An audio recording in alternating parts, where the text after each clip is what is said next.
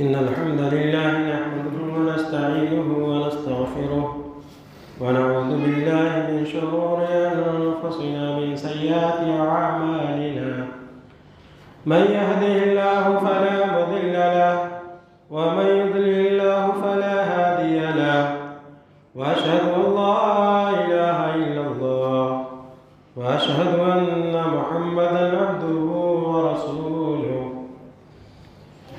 يا أيها الذين آمنوا اتقوا الله حق تقاته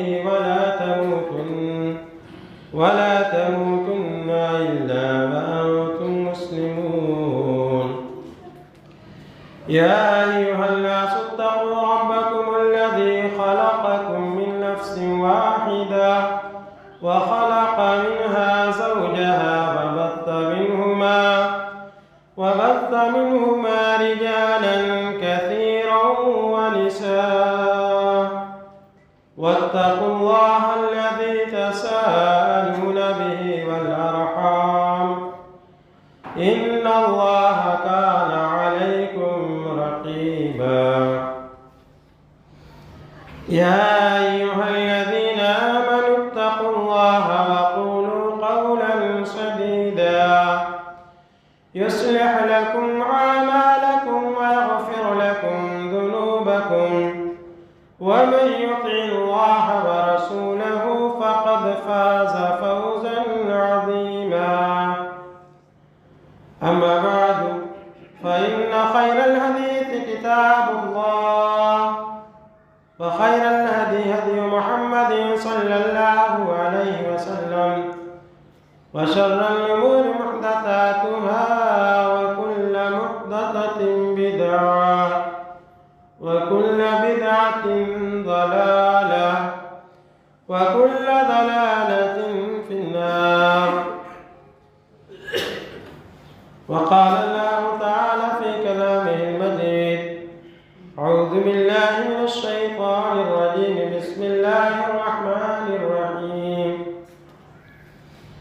يا أيها الذين آمنوا لا تلهكم أموالكم ولا أولادكم عن ذكر الله ومن يفعل ذلك فأولئك هم الخاسرون وأنفقوا مما رزقناكم من قبل أن يأتي أحدكم الموت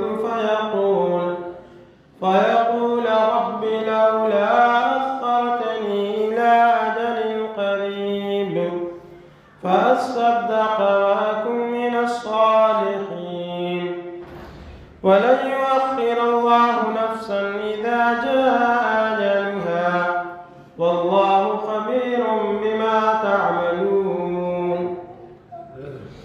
رب اشرح لي صدري ويسر لي أمري واحلل عقدة من لساني يفقهوا قولي رب زدني علما. تمام قسم کی تعریفات بڑائی بزرگی اس خالق کائنات مالک ارض و سما کے لیے لا کر زیبا ہے جس نے ہمارے پر بے شمار انعامات و احسانات کیے. بعد درود و سلام نازل ہو تمام انبیاء کرام پر، خاص طور سے آخری نبی جناب محمد رسول اللہ صلی اللہ علیہ وسلم پر. محترم حاضرین جمعہ، دینی ملی بھائیوں، خواتین اسلام، عزیز بچوں، موت ایک ایسی حقیقت ہے جس سے کسی کو انکار نہیں ہے، اور موت ایسا کڑوا گھوٹ ہے جسے ہر ایک کو پینا ہے، اس سے کسی کو چھٹکارا نہیں ہے. اور دنیا میں جتنے بھی لوگ آئے، چاہے وہ جس دھرم کے ماننے والے ہوں، سب کا اس بات پر اتفاق ہے کہ دنیا میں وہ ہمیشہ کے لیے نہیں آیا ہے، بلکہ ایک نہ ایک دن اس کو مرنا ہے. جس بھی دھرم کا ماننے والا ہو، جس بھی مذہب کا ماننے والا ہو، اس کو موت سے انکار نہیں ہے. موت کے بارے میں سب کا متفق علیہ فیصلہ ہے، یعنی جتنے بھی لوگ ہیں اس میں کسی کا کوئی اختلاف نہیں ملتا ہے. یہی ایسی چیز ہے جس پہ کسی کا اختلاف نہیں، چاہے جس مذہب کے ماننے والوں. لیکن ایک مسلمان اور دوسرے مذاہب کے ماننے والوں کے عقیدے میں فرق پایا جاتا ہے. ایک مسلمان کا اس بات پر عقیدہ ہے کہ ہر شخص کی موت متعین ہے اور کسی کو اس کی چھٹکارا نہیں ہے، اور جس وقت موت متعین ہے اسی وقت آ کر کے رہے گی، اور جس جگہ لکھی ہے اسی جگہ آ کر کے رہے گی، اس کو کوئی ٹال نہیں سکتا ہے، اور اس پر ہمیں قضاء و قدر پر ایمان رکھنا چاہیے۔ اللہ رب العالمین نے قرآن کریم میں مختلف جگہ میں اس چیز کو بیان کیا ہے۔ اللہ تعالیٰ نے فرمایا وَمَا جَعَلْنَا لِبَشَرٍ مِّن قَبْلِكَ الْخُلْدَ أَفَإِن مَّاتَ فَهُمُ الْخَالِدُونَ كُلُّ نَفْسٍ ذَائِقَةُ الْمَوْتِ۔ اللہ رب العالمین نے نبی صلی اللہ علیہ وسلم سے مخاطب ہو کر کے فرمایا کہ اے نبی، آج سے پہلے ہم نے کسی کے لیے دوام اور ہمیشگی نہیں بخشی، یعنی کسی کو ہم نے ہمیشہ کے لیے دنیا میں نہیں لایا۔ کیا آپ مر جائیں گے اور یہ لوگ ہمیشہ ہمیشہ رہیں گے؟ یعنی مشرکین جو آپ کے سلسلے میں کہتے ہیں کہ محمد مر جائیں گے تو ان کی دعوت ختم ہو جائے گی، تو اللہ تعالیٰ فرما رہا ہے کہ آپ کے اوپر وفات طاری ہو جائے گی اور یہ نہیں مریں گے، کیا یہ ہمیشہ ہمیشہ رہیں گے؟ اللہ تعالیٰ نے فرمایا کل نفس ذائقۃ الموت، ہر نفس کو موت کا مزہ چکھنا ہے، ہر شخص کو ایک نہ ایک دن مرنا ہے،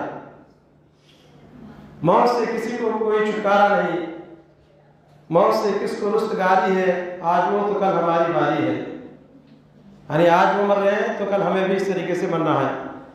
جس طریقے سے آج ہم کسی کو نہلا کر کے کفن پہنا کر کے قبرستان لے جاتے ہیں، مٹی اس کے اوپر ڈالتے ہیں، اسی طریقے سے کل ہمارے اوپر بھی موت طاری ہوگی، ہمیں بھی لوگ نہلائیں گے اور ہمارا بھی جنازہ اٹھے گا، ہمیں بھی قبرستان لوگ لے جائیں گے، ہمارے اوپر بھی مٹی ڈال کر کے لوگ چلے آئیں گے، یعنی آج ان کی تو کل ہماری باری ہے، اس سے کسی کو رستگاری نہیں ہے، کسی کو اس سے چھٹکارا نہیں ہے۔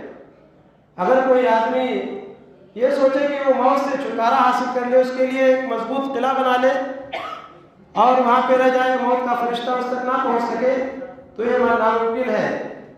اللہ رب العالمین نے فرمایا اینما تکونوا یدرککم الموت ولو کنتم فی بروج مشیدہ، کہ جہاں کہیں تم رہو گے موت تمہیں آ پہنچے گی، موت کا فرشتہ تمہارے پاس پہنچے گا۔ وَلَوْ كُنْتُمْ فِي بُرُوجٍ مُّشَيَّدَةٍ، اگر کہ تم اپنے آپ کو مضبوط قلعے میں بند کر لو، مضبوط قلعہ تعمیر کر لو اور سوچو کہ موت کا فرشتہ یہاں نہیں آئے گا، تو تمہاری یہ خام خیالی ہے موت کا فرشتہ وہاں بھی جائے گا، موت کے چنگل سے تم وہاں بھی نجات نہیں پا سکو گے، موت وہاں بھی تمہیں آ کر کے رہے گی۔ کل من علیہا فان ویبقى وجہ ربک ذو الجلال والاکرام، اللہ تعالیٰ نے فرمایا کہ ہر شخص کو فنا ہونا ہے، باقی رہنے والی ہے تو صرف اللہ رب العالمین کے ساتھ، اللہ تعالیٰ جو ہمیشہ سے ہے ہمیشہ رہے گا، اس کے علاوہ جتنے بھی جاندار ہیں، جتنی بھی مخلوقات ہیں، تمام کو موت کا مزہ چکھنا ہے، کسی کو موت سے چھٹکارا نہیں ہے، اور موت کا ایک دن متعین ہے، جب وہ وقت آ جائے گا تو اللہ رب العالمین اس سے ذرہ برابر نہ تو مؤخر کرے گا نہ پہلے کرے گا۔ فَإِذَا جَاءَ أَجَلُهُمْ لَا يَسْتَأْخِرُونَ سَاعَةً وَلَا يَسْتَقْدِمُونَ، اللہ تعالیٰ نے فرمایا کہ جب ان کے موت کا وقت آ جائے گا، ان کا وقت آ جائے گا، تو اس سے نہ تو ذرہ برابر پہلے ہوگا اور نہ ذرہ برابر تاخیر کی جائے گی، جس وقت موت لکھی ہے اسی وقت آ کر کے رہے گی، اس سے نہ تو پہلے آئے گی 2 منٹ پہلے اور نہ اس سے بعد میں آئے گی، جس وقت ہے اسی وقت آئے گی موت، اور کہاں موت ہے کوئی نہیں جانتا ہے۔ وَمَا تَدْرِي نَفْسٌ بِأَيِّ أَرْضٍ تَمُوتُ، اللہ تعالیٰ نے فرمایا کہ کوئی نہیں جانتا ہے کہ کون کہاں مرے گا، کس وقت مرے گا اور کہاں مرے گا، کسی کو اس کے بارے میں علم نہیں ہے، کس کی کتنی عمر ہے کسی کو پتہ نہیں ہے، موت آج بھی آ سکتی ہے، ابھی بھی آ سکتی ہے، 50-60 میں بھی آ سکتی ہے، 60 سال میں بھی، 70 سال میں بھی، 80، کسی کو 100 سال بھی مہلت مل جاتی ہے، لیکن کس وقت موت آئے گی کسی کو پتہ نہیں ہے، اور کہاں پہ موت واقع ہوگی کوئی نہیں جانتا ہے، اس کا تعلق غیب سے ہے، مفاتیح غیب میں سے یہ چیز ہے کہ اللہ تعالیٰ ہی جانتا ہے کہ کون کہاں مرے گا، کس زمین میں مرے گا۔ کبھی کبھی ایسا ہوتا ہے کہ انسان پوری زندگی کسی دوسری جگہ گزارتا ہے لیکن موت کہیں دوسری جگہ لکھی رہتی ہے، تو کسی نہ کسی بہانے سے وہاں پہنچ جاتا ہے اور موت وہاں پہنچ آتی ہے، کیونکہ اس کی موت اسی جگہ پہ لکھی تھی۔ تو ہمیں اللہ رب العالمین کی اس قضاء و قدر پر، تقدیر پر ایمان لانا چاہیے کہ جس کی جہاں موت لکھی ہے وہیں پہ آئے گی، اور جس وقت موت لکھی ہے اسی وقت آئے گی، کسی کو مہلت ملنے والی نہیں ہے۔ وَلَن يُؤَخِّرَ اللَّهُ نَفْسًا إِذَا جَاءَ أَجَلُهَا، اللہ تعالیٰ فرما رہا ہے اللہ تعالیٰ کسی نفس کو اس کے وقت سے مؤخر نہیں کرتا ہے. اللہ رب العالمین کسی کو مہلت نہیں دیتا ہے. جس وقت موت لکھی ہے اس سے اللہ تعالیٰ ذرہ برابر مؤخر نہیں کرتا ہے, اس سے لیٹ نہیں کرتا ہے. اور موت آئے گی جس بھی عمر میں آئے, اس سے کسی کو چھٹکارا نہیں ہے. اور موت ایسا پیالہ ہے کہ ہر شخص کو اس کا پینا ہے, اور قبر یہ ایسا دروازہ ہے کہ ہر شخص کو اس سے داخل ہونا ہے.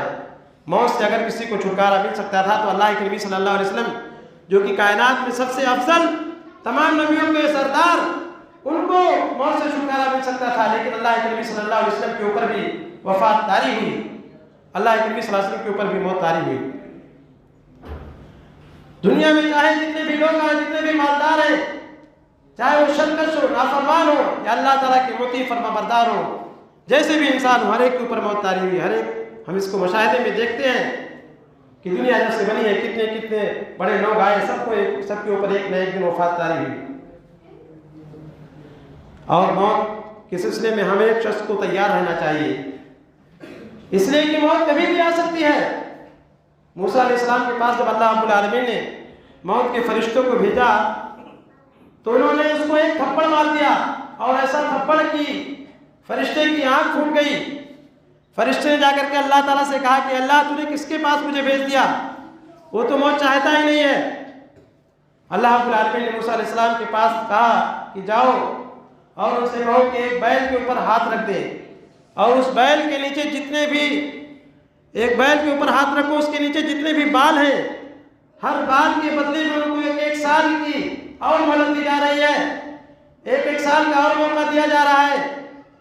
موسیٰ علیہ السلام کے پاس فرشتہ گیا اور کہا کہ آپ ایک بیل کے نیچے, بیل کے اوپر ہاتھ رکھیے, اس کے نیچے جتنے بھی بال آتے ہیں اتنے سال آپ کو اور مہلت دی جائے گی اللہ رب العالمین کی طرف سے. موسیٰ علیہ السلام نے کہا کہ اس کے بعد کیا ہوگا؟ کہا اس کے بعد موت ہوگی. تو کہا پھر جب موت آنی ہے تو ابھی آ جائے. تو موت سے کسی کو چھٹکارا نہیں. عیسیٰ علیہ السلام کو اللہ رب العالمین نے زندے آسمان پہ اٹھا لیا ہے. عیسیٰ علیہ السلام کو صلیب پہ نہیں چڑھایا گیا ہے جیسا کہ کرسچنوں کا عقیدہ ہے. وہ لوگ کہتے ہیں کہ ان کو صلیب پہ چڑھا دیا گیا ہے, کچھ لوگ کہتے ہیں ان کو قتل کر دیا گیا ہے. اللہ رب العالمین نے فرمایا وما قتلوه وما صلبوه ولكن شبه لهم. عیسیٰ علیہ السلام کو نہ تو قتل کیا گیا ہے نہ ان کو صلیب پہ چڑھایا گیا ہے, لیکن ان کے مشابہ اللہ رب العالمین نے ایک شخص کو بنا دیا تھا اور اس کو یہودیوں نے صلیب پہ چڑھایا تھا. عیسیٰ علیہ السلام کو اللہ رب العالمین نے زندے آسمان پہ اٹھا لیا. ابھی وہ زندے ہیں آسمان پہ. جب قیامت قریب ہو جائے گی تو عیسیٰ علیہ السلام کا نزول ہوگا. عیسیٰ علیہ السلام آئیں گے, اتریں گے, اور پھر اس کے بعد ان کے اوپر بھی وفات طاری ہوگی. ان کو بھی موت سے چھٹکارا نہیں ملے. ہر شخص کو ایک نہ ایک دن مرنا ہے. اسی لیے ہمیں موت کی زیادہ سے زیادہ تیاری کرنی چاہیے, ہمیشہ اپنے آپ کو تیار رکھنا چاہیے. اللہ کے نبی صلی اللہ علیہ وسلم سے پوچھا گیا کہ اے اللہ کے نبی کون شخص بہتر ہے؟ آپ صلی اللہ علیہ وسلم نے فرمایا کہ جس کے اخلاق اچھے ہوں, جو اچھے اخلاق کا حامل ہو, جو اچھی خوبیوں کا حامل ہو, جس کے کیریکٹر اچھے ہوں, وہ شخص سب سے بہتر ہے. اللہ کے نبی صلی اللہ علیہ وسلم سے پوچھا گیا کہ کون شخص عقل مند ہے؟ تو آپ صلی اللہ علیہ وسلم نے فرمایا کہ عقل مند وہ ہے جو موت کو کثرت سے یاد کرتا ہو اور موت کے بعد آنے والے مراحل کی زیادہ سے زیادہ تیاری کرنے والا ہو. جو موت کو زیادہ سے زیادہ یاد کرتا ہو اور موت کے بعد جو آنے والے مراحل ہیں ان کی زیادہ سے زیادہ تیاری کرنے والا ہو. اللہ کے نبی صلی اللہ علیہ وسلم نے فرمایا کہ وہ عقل مند ہے. عقل مند کیوں ہے؟ کیونکہ یہ دنیا عارضی ہے, دنیا چند دنوں کی ہے, چند سالوں کی ہے, اس کی تمام چیزیں فانی ہیں, ختم ہونے والی ہیں, باقی رہنے والی ہے تو آخرت کی زندگی جو ہمیشہ ہمیش کی زندگی ہے. تو جس کی نظر ہمیشہ ہمیش کی زندگی پر ہوتی ہے, جو اپنی اخروی زندگی کو سنوارنے کی کوشش کرتا ہے, اسی میں لگا رہتا ہے, جو عارضی زندگی کی طرف زیادہ دھیان نہیں دیتا ہے بلکہ اخروی زندگی اس کے سامنے ہر وقت رہتی ہے, تو ایسے شخص کو اللہ کے نبی صلی اللہ علیہ وسلم نے عقل مند کہا ہے. کیونکہ لمبی زندگی جو ہمیشہ ہمیش کی زندگی ہے اس کی اگر فکر کرے تو یہ عقل مندی کی بات ہے, دانائی کی بات ہے کہ آدمی عارضی چیز کو چھوڑ دے, ہمیشہ ہمیش رہنے والی چیز کے بارے میں فکر کرے. تو اس لیے ہمیں عقل مند رہنا چاہیے, ہمیں اخروی زندگی کی زیادہ سے زیادہ تیاری کرنی چاہیے. ہمارا تو اس بات پر یقین ہے, عقیدہ ہے. دوسرے لوگ سوچتے ہیں کہ مر جائیں گے, ختم ہو جائیں گے, یہ جو کچھ ہے یہی دنیا ہے, لیکن ہمارا اور دوسرے لوگوں کے سوچنے میں فرق ہے، عقیدے میں فرق ہے۔ ایک مسلمان جانتا ہے کہ مرنے کے بعد یہ زندگی ختم نہیں ہوگی، بلکہ اصل زندگی تو وہ ہے جو مرنے کے بعد شروع ہوتی ہے، جو آخرت کی زندگی ہے، جو ہمیشہ ہمیشہ کی زندگی ہے۔ تو اس زندگی کی ہمیں زیادہ سے زیادہ فکر کرنی چاہیے اور دنیا میں رہنا چاہیے، دنیا میں اسی طریقے سے رہنا چاہیے جس طریقے سے مسافر عبداللہ بن عمر رضی اللہ عنہ کو اللہ کے نبی صلی اللہ علیہ وسلم نے فرمایا کن فی الدنیا کأنک غریب او عابر سبیل۔ اللہ کے نبی صلی اللہ علیہ وسلم نے فرمایا کہ تم دنیا میں اسی طریقے سے زندگی گزارو جس طریقے سے ایک مسافر زندگی گزارتا ہے، جس طریقے سے ایک مسافر ہے، سفر کرتا ہے، جانتا ہے کہ وہ وہاں اپنی ضرورت کے تحت آیا ہے، یہ ضرورت پوری ہو جائے گی، یہاں سے چلا جائے گا۔ اسی طریقے سے انسان کو سوچنا چاہیے کہ انسان دنیا میں اس لیے آیا ہے تاکہ اللہ رب العالمین کی عبادت کرے، جب اللہ تعالیٰ کا وقت آ جائے گا دنیا سے چلا جائے گا۔ اللہ رب العالمین نے فرمایا الذی خلق الموت والحیات لیبلوکم ایکم احسن عملا، جس نے موت و حیات کو پیدا کیا ہے تاکہ تم کو آزمائے کہ تم میں کون بہتر عمل والا ہے۔ اللہ رب العالمین نے دنیا میں آنے کا مقصد ذکر کر دیا ہے کہ دنیا میں انسان کس مقصد سے آیا ہے، اللہ رب العالمین نے ہمیں کیوں پیدا کیا ہے، اللہ رب العالمین نے ہمیں یہ زندگی دی ہے، اللہ رب العالمین پھر ہمارے اوپر وفات کو طاری کرے گا۔ مقصد کیا ہے؟ تاکہ اللہ رب العالمین آزمائے کہ تم میں کون بہتر عمل کرنے والا ہے، کون احسن عمل کرنے والا ہے۔ احسن عمل اسی کو کہتے ہیں جس میں اخلاص پایا جاتا ہو، جس کو اللہ کے نبی صلی اللہ علیہ وسلم کے بتائے ہوئے طریقے کے مطابق کیا جاتا ہو۔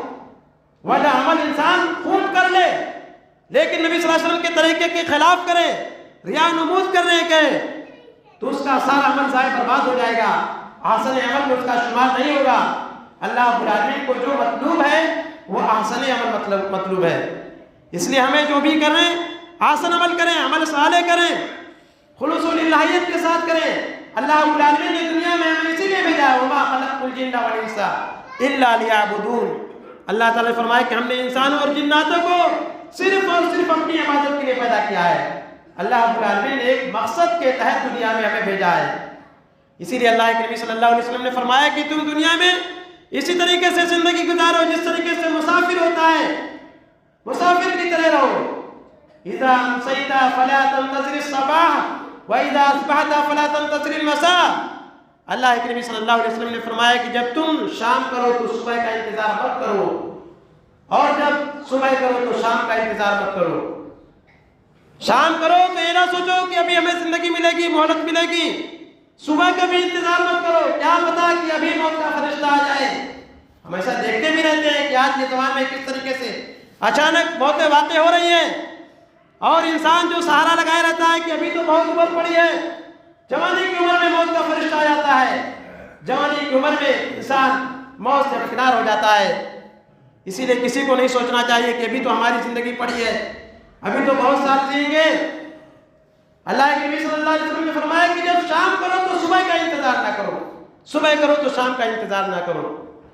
وَخُذْ مِنْ صِحَتِكَ مِنْ مَرْضِكَ۔ اللہ کے نبی صلی اللہ علیہ وسلم نے فرمایا کہ اپنی صحت کو غنیمت سمجھو اپنی بیماری سے پہلے، اور اپنی زندگی کو اپنی موت سے پہلے۔ اللہ رب العالمین نے بھی آپ کو صحت دی ہے، تندرستی دی ہے، اس صحت و تندرستی کو غنیمت سمجھو۔ اللہ رب العالمین نے آپ کو اس لائق بنایا ہے کہ آپ مسجد تک آ سکتے ہیں، اللہ رب العالمین نے آپ کو اتنی صحت دی ہے کہ آپ روزہ رکھ سکتے ہیں۔ اللہ رب العالمین نے ابھی آپ کو یہ صحت دی ہے تو اس کو غنیمت سمجھیے۔ اللہ رب العالمین کی عبادت کیجئے، نمازوں کی پابندی کیجئے، جماعت کے ساتھ نماز پڑھیے، ورنہ جب بیماری آ جائے گی آپ بستر سے اٹھ نہیں پائیں گے تو اس وقت چاہے کر کے بھی مسجد نہیں آ پائیں گے۔ اللہ رب العالمین نے بھی آپ کو صحت دی ہے، اس صحت کی قدر کیجئے اور اس میں زیادہ سے زیادہ اعمال کر لیجئے، اتنا اعمال کر لیجئے کہ بیماری کے لیے بھی کافی ہو جائے۔ اللہ کے نبی صلی اللہ علیہ وسلم نے فرمایا کہ موت سے پہلے زندگی کو غنیمت سمجھو، زندگی کا ایک ایک لمحہ جو آپ کو مل رہا ہے اس کی قدر کرو، اس کو اللہ رب العالمین کی عبادت میں گزارو، اس کو نیک کاموں میں گزارو، ورنہ موت جب آ جائے گی اس وقت تم چاہو گے بھی کہ تھوڑی سی مہلت مل جائے، اس وقت مہلت ملنے والی نہیں ہے، اس وقت موقع ملنے والا نہیں ہے۔ اللہ رب العالمین نے فرمایا حتی اذا جاء أحدهم الموت قال رب ارجعوني لعلی اعمل صالحا فیما ترکت. اللہ رب العالمین نے فرمایا کہ جب ان میں سے کسی کی موت کا وقت آ جاتا ہے تو وہ کہتا ہے رب ارجعونی، اے میرے رب مجھے لوٹا دے، لعلی اعمل صالحا، تاکہ میں عمل صالح کر لوں. موت کا وقت جب آتا ہے تو اس وقت انسان چاہتا ہے کہ اے اللہ میں دنیا میں تھوڑا لوٹا دے، تھوڑی اور مہلت دے دے تاکہ میں جا کر کے عمل صالح کر لوں. یعنی ایک کافر شخص، مشرک شخص، گنہگار شخص ایسا شخص اس بات کی آرزو کرتا ہے، تمنا کرتا ہے کہ اللہ مجھے تھوڑا سا وقت دے دے. اللہ رب العالمین فرمائے کہ کلا انہا کلمۃ قائلوہا، ہرگز نہیں ایسی بات ہے جو ہر ایک کی طرف سے کہی جاتی ہے، اور اگر مہلت دے بھی جائے تم جا کر کے دنیا میں دوبارہ وہی کام کرو گے. یعنی اللہ رب العالمین نے فرمایا کہ انسان کی جب موت کا وقت آتا ہے تو انسان اس بات کی تمنا کرتا ہے کہ اس چھوڑی ہوئی دنیا میں اللہ مجھے دوبارہ لوٹا دے تاکہ میں عمل صالح کر لوں، اچھے اعمال کر لوں. لیکن اس وقت اللہ رب العالمین مہلت نہیں دے گا. تو آج اللہ تعالیٰ نے زندگی دی ہے، اس کی قدر کیجیے. ابھی اللہ رب العالمین نے آپ کو موت سے دوچار نہیں کیا ہے، ابھی موقع دیا اللہ تعالیٰ نے، اس کو اللہ رب العالمین کی عبادت میں گزاریے تاکہ کل آپ کو پچھتانا نہ پڑے، تاکہ کل آپ کو یہ کہنا نہ پڑے کہ اللہ تھوڑا سا وقت دے دے. اللہ رب العالمین نے سورہ منافقون میں بھی فرمایا ہے، اللہ تعالیٰ فرمایا یا ایھا الذین آمنوا لا تلہکم اموالکم ولا اولادکم عن ذکر اللہ، اے ایمان والو تمہارا مال، تمہاری اولاد تم کو اللہ تعالیٰ کے ذکر سے غافل نہ کر دے. اللہ رب العالمین نے فرمایا یا ایھا الذین آمنوا لا تلہکم اموالکم ولا اولادکم عن ذکر اللہ ومن یفعل ذلک فاولئک هم الخاسرون. جو شخص ایسا کرے گا تو وہ نقصان اٹھانے والوں میں سے ہو جائے گا. مال سے محبت، اولاد سے محبت ہر ایک کو ہوتی ہے، ہر ایک کو اپنی اولاد سے محبت ہوتی ہے، مال سے محبت ہوتی ہے. لیکن انسان مال کی محبت میں، اولاد کی محبت میں اتنا مگن نہ ہو جائے، اتنا نہ کھو جائے کہ وہ اللہ تعالیٰ کے ذکر سے غافل ہو جائے، نماز سے غافل ہو جائے، اللہ کی عبادتوں سے غافل ہو جائے، اتنا زیادہ مہ ہو جائے. بہت سارے لوگ ہیں مال کمانے ہی لگے رہتے ہیں، ان کو فرصت نہیں ملتی ہے. الہاکم التکاثر حتی زرتم المقابر. اللہ تعالیٰ نے فرمایا کہ مال کی حرص نے، زیادتی کی طلب نے تم کو ہلاک و برباد کر دیا، یہاں تک کہ تم قبر تک پہنچ گئے. یہ انسان کی حرص یہ کبھی ختم ہونے والی نہیں ہے. جو عمر بڑھتی ہے، بلکہ حدیث میں آتا ہے کہ انسان زندگی کے بارے میں، مال کے بارے میں اور زیادہ تمنا کرنے لگتا ہے. جیسے جیسے عمر بڑھتی ہے انسان اور مال کا حریص ہوتے چلا جاتا ہے، اور لمبی زندگی کی چاہتا ہے، اور سوچتا ہے کہ اور لمبی مل جائے. تو یہ کبھی آرزوئیں ختم ہونے والی نہیں ہے، یہ تمنائیں کبھی ختم ہونے والی نہیں ہے، یہاں تک کہ انسان قبر تک پہنچ جائے گا. اور حدیث میں بھی ہے کہ انسان کا پیٹ صرف قبر کی مٹی ہی بھر سکتی ہے، دنیا میں کبھی آرزوئیں پوری نہیں ہو سکتی ہیں. اس لیے قناعت پسند بنیے اور آخرت کی تیاری کیجیے، آخرت کی زیادہ سے زیادہ تیاری کیجیے. آپ مال سے محبت کیجیے، مال کمائیے، اس سے کوئی روک نہیں رہا ہے. مال کمانا چاہیے تاکہ اخراجات پورے ہو سکیں، ضروریات پوری ہو سکیں. لیکن مال کی محبت کے انسان اس قدر نامنہمک ہو جائے کہ اللہ کے ذکر سے غافل ہو جائے، اولاد سے اس قدر محبت نہ کرنے لگے کہ اس کی وجہ سے غلط کام کرنے لگے. اور اللہ تعالیٰ فرمائے کہ جو شخص بھی ایسا کرے گا تو وہ نقصان اٹھانے والوں میں سے ہو جائے گا. وَأَنفِقُوا مِمَّا رَزَقْنَاكُم مِّن قَبْلِ أَن يَأْتِيَ أَحَدَكُمُ الْمَوْتُ. اور اللہ تعالیٰ فرما رہا ہے خرچ کرو قبل اس کے کہ موت کا فرشتہ آ جائے اور تم یہ کہنے لگو فَيَقُولُ رَبِّي لَوْلَا أَخَّرْتَنِي إِلَىٰ أَجَلٍ قَرِيبٍ فَأَصَّدَّقَ وَأَكُن مِّنَ الصَّالِحِينَ. اے اللہ تھوڑا سا ہمیں وقت دے دے تاکہ میں صدقہ و خیرات کرنے جاؤں. مال جو میں نے بیلنس کر کے رکھا تھا اس کو میں تھوڑا خرچ کر دوں، صدقہ و خیرات کر دوں. اے اللہ تھوڑا سا ہمیں موقع دے دے. یعنی انسان اس بات کی تمنا کرتا ہے. اللہ تعالیٰ فرما رہا ہے کہ اس وقت کے آنے سے پہلے تم اپنے مال کو اللہ کے راستے میں خرچ کرو. مال اللہ تعالیٰ نے دیا ہے، بخیلی نہ کرو، کنجوسی نہ کرو. مسجد میں دیا کرو، مدرسے میں دیا کرو، اللہ کے راستے میں خرچ کیا کرو. بخالت سے کام نہ لو، ورنہ یہ مال یہیں پہ رکھا رہ جائے گا. موت کا فرشتہ آ جائے گا، آپ تمنا کریں گے تو اس وقت مہلت نہیں ملے گی. سوچو گے کہ اللہ ہمیں وقت دے دے، ہمیں صدقہ خیرات کر جاؤں، اچھے لوگوں میں سے ہو جاؤں، تو اس وقت اللہ رب العالمین مہلت نہیں دے گا. اور یہ مال و دولت تو سب یہیں پہ رہ جانے والی چیزیں ہیں. المال والبنون زینۃ الحیات الدنیا والباقیات الصالحات خیر عند ربک ثوابا وخیر املا. اللہ تعالیٰ سورہ کہف میں فرمایا کہ مال اور اولاد یہ سب دنیاوی زندگی کی زیب و زینت ہے. مال ہے، اچھا لگتا ہے، بھلا لگتا ہے، اس طریقے سے اولاد سے انسان کو محبت ہوتی ہے، لیکن اللہ تعالیٰ فرمائے کہ یہ سب دنیاوی زندگی کے ساز و سامان ہے، دنیاوی زندگی کی زینت ہے. والباقیات الصالحات خیر عند ربک ثوابا وخیر عملا. اور باقی رہنے والی نیکیاں یہ تمہارے رب کے نزدیک بہتر ہے ثواب کے لحاظ سے، امید کے لحاظ سے. یعنی نیکیاں جو اچھے اعمال کرتے ہو یہی باقی رہنے والی ہیں، یہی تمہارے ساتھ جائیں گی. صحیح بخاری صحیح مسلم کی یہ بھی حدیث ہے. اللہ کے نبی صلی اللہ علیہ وسلم نے فرمایا کہ انسان جب مر جاتا ہے تو اس کے ساتھ 3 چیزیں جاتی ہیں. اس کے اولاد جاتے ہیں، اس کے رشتہ دار لوگ، اولاد، اس طریقے سے اس کا مال جاتا ہے جو تھوڑا بہت رہتا ہے، اور اس کا عمل جاتا ہے. یہ 3 چیزیں انسان کے قبر تک جاتی ہیں. پھر 2 چیزیں واپس لوٹ آتی ہیں. مال جو تھوڑا بہت جاتا ہے لوٹ آتا ہے وہیں سے. اس طریقے سے اولاد اور رشتہ دار مٹی دے کر کے، ہاتھ جھاڑ کر کے وہاں سے چلے آئیں گے، آپ کے ساتھ قبر میں نہیں جائیں گے. آپ کے ساتھ جو جائے گا آپ کا عمل جائے گا، آپ کا عمل آپ کے ساتھ قبر میں جائے گا. اسی کے لحاظ سے آپ کے ساتھ اچھا یا برا سلوک کیا جائے گا. حدیث میں اللہ کے نبی صلی اللہ علیہ وسلم نے فرمایا کہ اعمال یہی انسان کے ساتھ جاتے ہیں.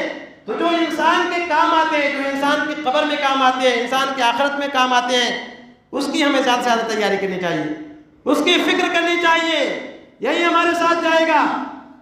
اللہ رب العالمین نے قرآن کریم میں فرمایا وَلَقَدْ جِئْتُمُونَا فُرَادَىٰ كَمَا خَلَقْنَاكُمْ أَوَّلَ مَرَّةٍ کہ تم ہمارے پاس تنے تنہا آؤ گے، اکیلے آؤ گے، جس طریقے سے ہم نے تم کو پہلی مرتبہ پیدا کیا. جس طریقے سے انسان دنیا میں آیا تو اس کے ساتھ کچھ نہیں تھا، نہ مال تھا، نہ اولاد تھی، کپڑے تک نہیں تھے. ایسی حالت میں انسان دنیا میں آتا ہے.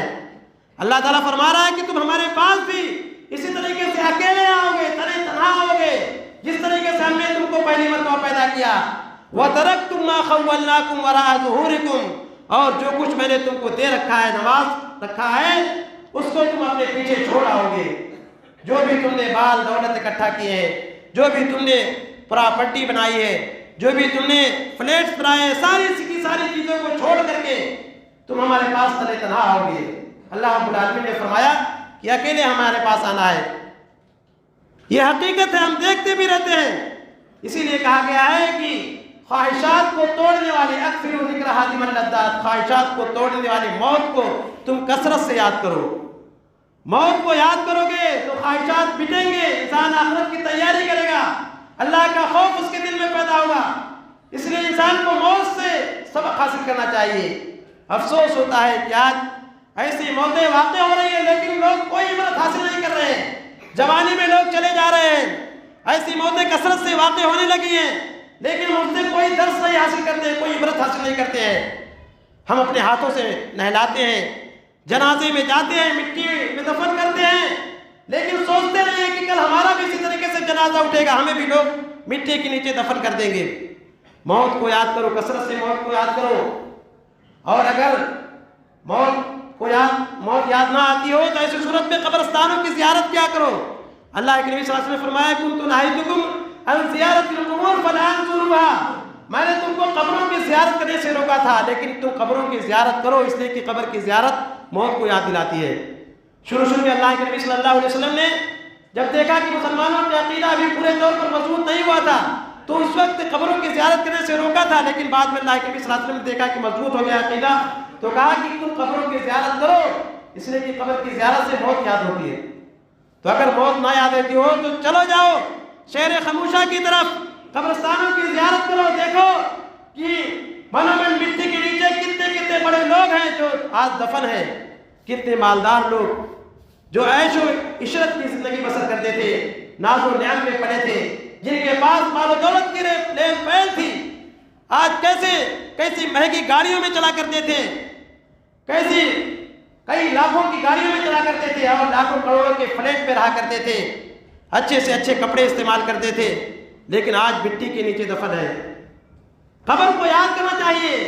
اللہ کے نبی صلی اللہ علیہ وسلم ایک مرتبہ قبرستان میں گئے اور ایک قبر پہ اللہ کے نبی صلی اللہ علیہ وسلم بیٹھ کر کے رونے لگے اور اتنا روئے کہ آپ کی داڑھی مبارک سے جو آنسو نکلا وہ مٹی کو بھگو دیا.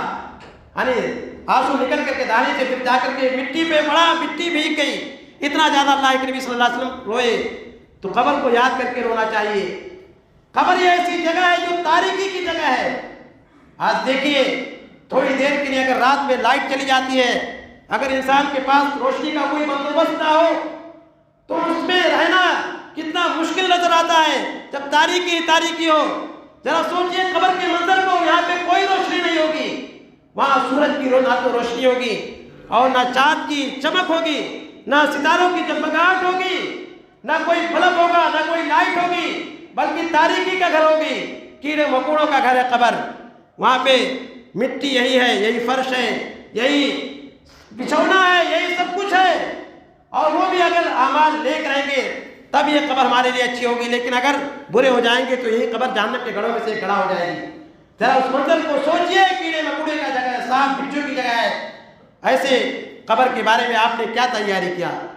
اس اخروی زندگی کے بارے میں کیوں نہیں سوچتے ہیں، کیوں نہیں فکر کرتے ہیں؟ اصل زندگی تو ہماری وہی آخرت کی زندگی ہے، اسی زندگی کے بارے میں ہمیں فکر کرنا چاہیے، قبر کی تیاری کرنا چاہیے۔ اللہ کے نبی صلی اللہ علیہ وسلم نے مختلف حدیث میں اس چیز کو بیان کیا ہے۔ ایک لمبی حدیث ہے لیکن وقت مختصر ہے، اس لیے میں اختصار کے ساتھ اس حدیث کو ذکر کرتا ہوں۔ اللہ کے نبی صلی اللہ علیہ وسلم کی حدیث ہے، برہ بن عازب رضی اللہ عنہ سے مروی حدیث ہے۔ وہ کہتے ہیں کہ اللہ کے نبی صلی اللہ علیہ وسلم نے ایک مرتبہ قبرستان میں گئے اور قبر تیار نہیں ہوئی تھی۔ اللہ کے نبی صلی اللہ علیہ وسلم قبلہ کی طرف منہ کر کے بیٹھ گئے، صحابہ کرام بھی آپ کے ارد گرد بیٹھ گئے۔ صحابہ کرام دیکھ رہے ہیں کہ نبی صلی اللہ علیہ وسلم کے ہاتھ میں ایک لکڑی ہے، اللہ کے نبی صلی اللہ علیہ وسلم زمین کو کھرید رہے ہیں، اور اللہ کے نبی صلی اللہ علیہ وسلم کبھی اپنی نگاہ اوپر کی طرف لے جا رہے ہیں، کبھی نیچے کی طرف لے جا رہے ہیں، اور اللہ کے نبی صلی اللہ علیہ وسلم نے اسی حالت میں فرمایا کہ اے لوگوں قبر کے عذاب سے پناہ مانگو، قبر کے عذاب سے پناہ مانگو۔ اللہ کے نبی صلی اللہ علیہ وسلم نے 3 مرتبہ حکم دیا اور خود اللہ کے نبی صلی اللہ علیہ وسلم نے قبر کے عذاب سے پناہ مانگا۔ پھر اس کے بعد اللہ کے نبی صلی اللہ علیہ وسلم نے تفصیل ذکر کی کس طریقے سے نیکوکار آدمی جب ہوتا ہے تو اس کے پاس جب فرشتے روح قبض کرنے کے لیے آتے ہیں تو اچھے فرشتے، رونق پرنور چہرے والے فرشتے آ کر کے اس کے ارد گرد بیٹھ جاتے ہیں، اور ان کے ساتھ جنت کے کفن میں سے ایک کفن ہوتا ہے اور جنت کی خوشبو میں سے ایک خوشبو ہوتی ہے۔ آ کر کے تحت نگاہ فرشتے ہی فرشتے نظر آتے ہیں۔ تھوڑی دیر میں ملک الموت آتا ہے، روح کو قبض کرنے والا فرشتہ آتا ہے اور وہ روح کو نکالتا ہے۔ اگر اچھا آدمی رہتا ہے تو اس کی روح نہایت آسانی کے ساتھ نکلتی ہے، جس طریقے سے مشکیزے سے پانی ٹپک ٹپک کر کے آسانی سے نکلتا ہے اس طریقے سے اس کی روح نکالی جاتی ہے۔ پھر اس کے بعد وہ فرشتے جو وہاں پہ بیٹھے ہوئے تھے، وہ جو جنت کا کفن لائے ہوئے تھے، اس میں اس کی روح کو رکھتے ہیں اور اس کی روح کو لے جا کر کے آسمان کی طرف لے جاتے ہیں، اور جس بھی فرشتے کے پاس سے گزرتے ہیں فرشتہ پوچھتا ہے کس خوش نصیب شخص کی یہ روح ہے، اس کو اچھے ناموں کے ساتھ یاد کیا جاتا ہے۔ اللہ تعالیٰ کے پاس اس کی روح پہنچتی ہے، اللہ تعالیٰ کہتا ہے اس کو لکھ دو علیین میں، وما ادراک ما علیون کتاب مرقوم یشہدہ المقربون۔ نیکوکار کی روحیں علیین میں لکھی جاتی ہیں، اس کی نگرانی فرشتے کرتے ہیں، تو وہاں اس کی روح لکھ دی جاتی ہے۔ اور تفصیل میں جانے کا وقت نہیں، اس کے بالمقابل اللہ کے نبی صلی اللہ علیہ وسلم نے برے آدمی کا ذکر کیا کہ جب اس کی روح قبض کرنے کا وقت آتا ہے تو ڈراؤنے چہرے والے فرشتے آتے ہیں اور وہاں اس کے ارد گرد بیٹھ جاتے ہیں۔ پھر اس کے بعد ملک الموت آتا ہے، اس کی روح کو نہایت سختی کے ساتھ کھینچتا ہے، اس کی روح جسم میں ادھر ادھر بھاگتی ہے، لیکن نہایت ہی سختی کے ساتھ اس کی روح کو نکالتا ہے۔ پھر اس کے بعد وہ فرشتے جو آئے ہوئے تھے، وہ جنت کے بدبودار ٹاٹ کو لے کر کے آئے ہوئے تھے، اس میں اس کی روح کو لے رکھتے ہیں، اس سے ایک بدبو پھوٹتی ہے جس طریقے سے کسی مردار سے بدبو پھوٹتی ہے۔ اور پھر جب وہ سمائے دنیا کی طرف لے جاتے ہیں اس کی روح کو، تو اس کے لیے دروازہ نہیں کھولا جاتا ہے، لا تفتح لهم ابواب السماء ولا يدخلون الجنة حتى يلج الجمل في سم الخياط۔ اس کے لیے آسمان کا دروازہ نہیں کھولا جاتا ہے، جنت میں یہ شخص جا ہی نہیں سکتا ہے۔ جس طریقے سے اونٹ کا سوئی کے ناکے سے گزرنا محال ہے، اسی طریقے سے ایسے شخص کا جنت میں داخلہ محال ہے۔ اور پھر اللہ رب العالمین حکم دیتا ہے کہ اس کی روح کو سجین میں لکھ دو، اور اس کی روح وہیں سے پلٹ دی جاتی ہے، پھینک دی جاتی ہے۔ وَمَن يُشْرِكْ بِاللَّهِ فَكَأَنَّمَا خَرَّ مِنَ السَّمَاءِ فَتَخْطَفُهُ الطَّيْرُ أَوْ تَهْوِي بِهِ الرِّيحُ فِي مَكَانٍ صَحِيحٍ۔ جو شخص اللہ تعالیٰ کے ساتھ شرک کرتا ہے تو اس کی روح پٹک دی جاتی ہے۔ وَمَن يُشْرِكْ بِاللَّهِ فَكَأَنَّمَا خَرَّ مِنَ السَّمَاءِ، گویا کہ آسمان سے اس کو پٹک دیا گیا ہو۔ اب اس کو چاہے ہوا کسی دور دراز مقام پہ لے جا کر کے پھینک دے یا اڑا کر کے لے جائے، تو یہ مشرک شخص۔ اور پھر اس کے بعد یہ بھی آتا ہے، حدیث میں تفصیل ہے کہ اس کے بعد فرشتہ آتا ہے پوچھنے کے لیے، سارے سوالوں کے جواب وہ نہیں دینا پاتا ہے. اس کے بعد بہرا فرشتہ متعین کر دیا تھا، اس کو اتنا مارتا ہے لوہے کے گرز سے کہ وہ چیختا چلاتا ہے. اللہ کے نبی صلی اللہ علیہ وسلم فرمایا کہ اگر مجھے اس بات کا اندیشہ نہ ہو کہ تم لوگ اپنے مردوں کو قبر میں دفن کرنا بند کر دو گے تو میں اللہ تعالیٰ سے دعا کرتا اللہ تعالیٰ تمہیں بھی قبر کے عذاب کو سناتا. تو انسان جیسے مرتا ہے اسی وقت سے اس کا حساب کتاب شروع، اس کے اعمال کا بدلہ ملنا شروع ہو جاتا ہے. پھر برزخ کی زندگی میں رہتا ہے، قبر میں رہتا ہے. پھر اس کے بعد جب قیامت واقع ہوگی تو اس کے بعد جنت و جہنم. جہنم کا عذاب کتنا سخت عذاب ہے، ذرا سوچو غور کرو. جہنم کی آگ اتنی تیز آگ ہے کہ اگر ایک چنگاری گر جائے تو پوری دنیا جل کر کے راکھ میں ہو جائے گی. آگ معمولی آگ کو ہم برداشت نہیں کر سکتے. ذرا سوچو 69 گنا زیادہ یہ آگ ہوگی، اس میں کیسے ہم برداشت. کلما نضجت جلودہم بدلناہم جلودا غیرہا. اللہ تعالیٰ فرما رہا ہے جب جب ان کی چمڑیاں جل جائیں گی ہم ان کے اوپر ایک نیا چمڑا چڑھا دیں گے تاکہ ان کے عذاب میں کوئی تخفیف باقی نہ ہو. اس عذاب کو ہم کیسے برداشت کریں گے؟ ہمارا یہ معمولی نازک جسم کیسے اس آگ کو برداشت کر پائے گا؟ اس سانپ اور بچھو کے زہر کو کیسے برداشت کر پائے گا؟ اسی لیے ہمیں تیاری کرنی چاہیے آخرت کی. اگر ہم اچھے اعمال کریں گے، نیک اعمال کریں گے، موت کو یاد کریں گے تو ایسی صورت میں ہم اچھے اعمال کریں گے اور اللہ تعالیٰ کا خوف پیدا ہوگا. اس لیے کہنے کا مقصد یہ ہے کہ یہ موت اس سے کسی کو چھٹکارا نہیں. قل ان الموت الذی تفرون منہ فانہ ملاقیکم. اللہ تعالیٰ فرما رہا ہے وہ موت جس سے تم بھاگ رہے ہو یہ موت تمہیں آ کر کے رہے گی اور پھر تمہیں اللہ رب العالمین کی طرف لوٹایا جائے گا. قل ان الموت الذی تفرون منہ فانہ ملاقیکم ثم تردون الی عالم الغیب والشہادہ. پھر تم ایسے اللہ تعالیٰ کے پاس لوٹائے جاؤ گے جو اللہ رب العالمین سب کچھ جاننے والا ہے. اس اللہ کے پاس جانا ہے، حساب و کتاب دینا ہے. اسی لیے ہمارا یہ عقیدہ ہے کہ ہمیں مر کر کے اللہ رب العالمین زندہ کرے گا، اللہ تعالیٰ کے سامنے حساب و کتاب دینا پڑے گا. ہر شخص کا عقیدہ ہے. جب عقیدہ ہے تو ہمیں اس کی تیاری بھی کرنی چاہیے. آج دیکھیے ایسی موتیں واقع ہو رہی ہیں، اس سے ہمیں عبرت حاصل کرنا چاہیے، سبق حاصل کرنا چاہیے. پتہ نہیں ہمیں موقع ملے گا کہ نہیں، کب موت کا فرشتہ آ جائے کوئی نہیں جانتا ہے. آج بھی ایک زندگی کے ایک لمحے کی کوئی گارنٹی نہیں لے سکتا ہے، ایک دن کی بھی گارنٹی نہیں لے سکتا ہے کہ میں ایک دن تک زندہ رہوں گا، کوئی نہیں جانتا ہے. اسی لیے ہمیشہ ہمیں تیار رہنا چاہیے. ہمیشہ اگر ہم تیار رہیں گے تو ہم موت سے خوف نہیں کھائیں گے. اس لیے کہ اللہ تعالیٰ کے پاس جانے کے بعد پھر ہمارے لیے اچھی نعمتیں ہوگی، جنت ہوگی اگر ہم موت کی تیاری کریں گے تو. کہنے کا مقصد یہ ہے، وقت ختم ہو گیا ہے، کہ ہمیں ہمیشہ ہر وقت آخرت کی تیاری کرنا چاہیے، موت کے لیے تیار رہنا چاہیے، اچھے اعمال کرنا چاہیے. اور جو موتیں واقع ہو رہی ہے جوانی میں اس سے ہمیں عبرت حاصل کرنا چاہیے، اس سے سبق حاصل کرنا چاہیے. یہ نہیں سوچنا چاہیے کہ ابھی ہم جوان ہیں، ابھی 60-70 سال کی عمر میں پہنچیں گے توبہ کر لیں گے، اس وقت داڑھی رکھ لیں گے اور زیادہ سے زیادہ عبادتیں کر لیں گے. نہیں، پتہ نہیں آپ کا موقع وہ آئے گا کہ نہیں. آپ دیکھ رہے ہیں کتنے لوگ کے پاس ایسا موقع ملا ہی نہیں ہے. تو اس لیے آج ہی اگر آپ نے گناہ کیے ہیں گناہوں سے توبہ کیجئے اور اللہ رب العالمین کی طرف رجوع کیجئے. موت کو یاد کر کے کثرت سے اللہ رب العالمین کی عبادتیں کیجئے، ذکر و اذکار میں زندگی گزاری. اللہ رب العالمین سے دعا ہے کہ اللہ تعالیٰ ہمیں موت کو کثرت سے یاد کرنے اور اس کی زیادہ سے زیادہ تیاری کرنے کی توفیق عطا فرما. اللہ رب العالمین تو ہمیں آخرت کی زیادہ سے زیادہ تیاری کرنے کی توفیق عطا فرما. اللہ رب العالمین تو ہمیں سچا اور پکا مومن بنا. اللہ رب العالمین میں سے جو مر چکے ہیں ان کو جنت الفردوس میں جگہ دے. اللہ رب العالمین ہمیں سے جو مریض ہیں ان کو شفائے کلی عطا فرما دے. ہمیں سے جو قرض دار ہیں ان کو قرض کی ادائیگی کی توفیق عطا فرما دے. اللہ رب العالمین تو تمام مسلمانوں کے درمیان اتحاد و اتفاق پیدا کر دے. اللہ رب العالمین تو مسلمانوں کا غلبہ عطا فرما. اللہ رب العالمین ہمیں جب تک زندہ رکھ ایمان پر زندہ رکھ، اور جب ہمارا خاتمہ ہو تو خاتمہ بالخیر ہو، یعنی ایمان پر ہمارا خاتمہ ہو. آمین.